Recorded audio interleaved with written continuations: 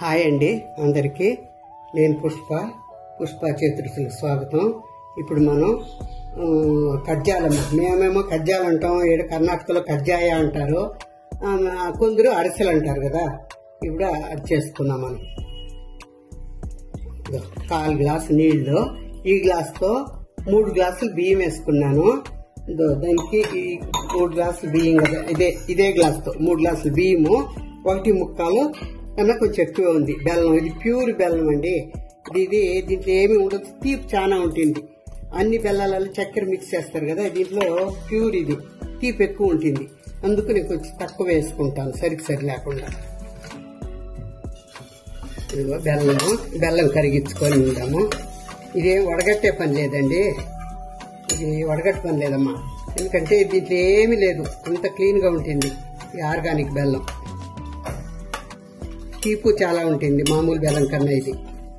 అందుకు మనం తీసుకునేటప్పుడు కొద్దిగా ఆ బెల్లం కన్నా ఈ బెల్లం కొద్దిగా తక్కువ తీసుకుంటే సరిపోతుంది. పాకం ఇంకేం వచ్చేస్తుందండి, ఇంకొక 2 నిమిషాలే పాకం వచ్చేస్తుంది. ఇంకా ఈ బెల్లం అండి ముదిరిపోయి ఉంటుంది, వాళ్లే బాగా ముదురు పాకం ఎత్తి బకెట్ బెల్లం చేసి ఉంటారు. మనం ఆ మామూలు బెల్లం కన్నా కొంచెం ముందుగానే వేసుకోవాలి పిండి.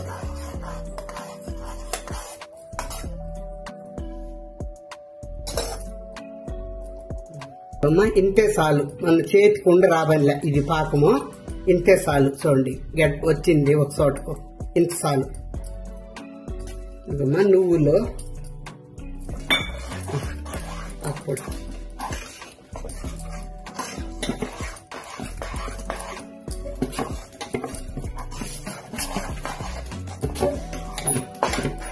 సరిగ్గా సరిపోతుంది.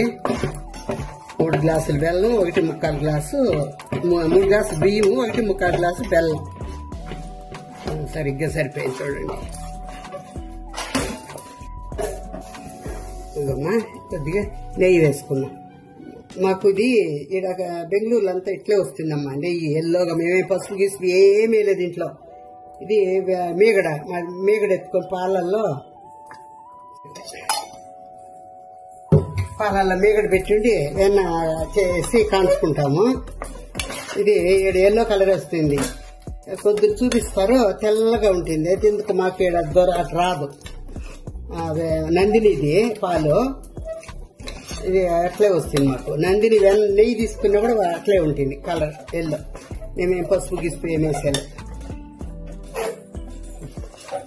దీనిపైన కొద్దిగా ఆయిల్ వేసేస్తాం. అయ్యింది, స్టవ్ ఆఫ్ చేసేస్తే ఆయిల్ వేసేసి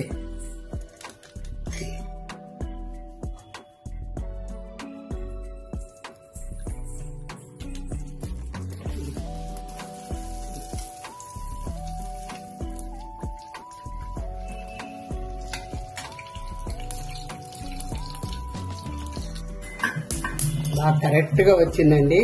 మనం నువ్వులు కొద్దిగా ఒక 2-3 డ్రాప్స్ నీళ్లేసి మిక్స్ చేసుకుని వేస్తే ఎగరద్దమ్మా. ఇది ఇడ్చుకోదు, నూనెలకంతా వదిలేస్తుంది కదా, అట్లా వదిలిపోదు. నేను తడి చేసి పెట్టుకున్నాను. తడి చేసి పెట్టుకుంటే అది ఊడిపోదు నూనెలో ఆయిల్ వేసినప్పుడు. చాలా కరెక్ట్ గా వచ్చిందమ్మా, పర్ఫెక్ట్ గా వచ్చింది, బాగా వచ్చిండే.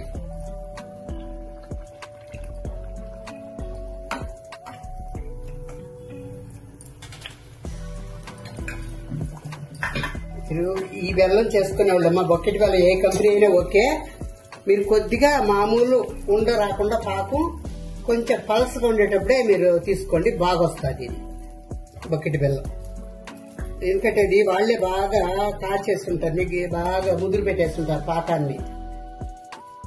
ఎందుకో తెలియదు, బకెట్ బెల్లం మాత్రం కొడితే కూడా పగలదు చూడండి. అందుకే మనం జీవుకుంటాము చాకుతో.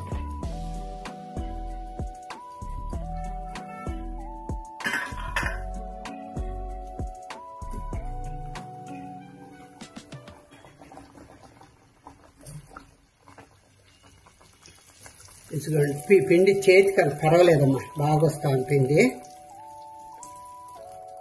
పాకం కరెక్ట్ గా ఉంటే చేతికి కరవదు. పాకం లేత పాకం అయిపోతే చేతికంతా కసుకుంటుంది. కరెక్ట్ గా వచ్చింది కాబట్టి చేతికి కరస్తలే బాగా వస్తా ఉంది వేసేదానికి తట్టేదానికి అంతా. ఇది వాళ్ళు బాగా ముద్ర పెట్టేస్తుంటారండి పాకం. మనం ముద్ర పెడితే అవేమవుతాయి, గట్టి అయిపోతాయి. చేసేవాడు బాగుంటాయి, మళ్ళీ గట్టి అయిపోతాయి.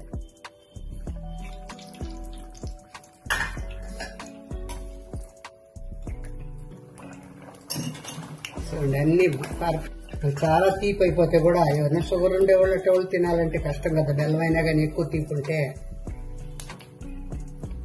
చూడండి ఇది నువ్వులు కూడా రాలేదు, కొద్దిగా తేమ చేసుకునేది అంతే, ఇంకేం లేదు. కొద్ది తేమ చేసుకుని మనం అద్దుకుంటుంటే